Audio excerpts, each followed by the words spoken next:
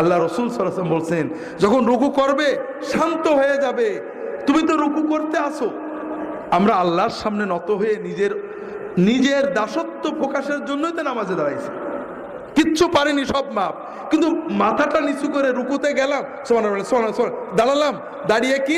দাঁড়িয়ে পুরো না দাঁড়িয়ে, অধিকাংশ মানুষ আপনারা পুরো ইমাম জামাতে যখন পড়েন ইমামের জন্য বাধ্য হয়ে দাঁড়ান, তারপরেও ইমামের আগেই নেমে পড়ে।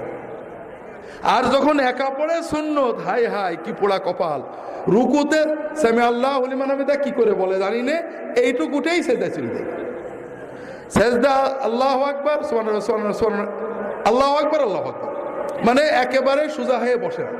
বিশ্বাস করেন আল্লাহ রাসূল সাল্লাল্লাহু আলাইহি ওয়াসাল্লাম বলেছেন, লাউ মাতা হাযা আলা হাযা লামাতা আলা গায়রি মিল্লাতি মুহাম্মদ সাল্লাল্লাহু আলাইহি ওয়াসাল্লাম। কেউ যদি তার রুকু সেজদা চুরি করে এইভাবে ভাঙড়ি নামাজ পড়ে, মরগ মার্কা নামাজ পড়ে, কটস কটস করা নামাজ পড়ে মরে, ও আমার উম্মত হয়ে মরতে পারবে না।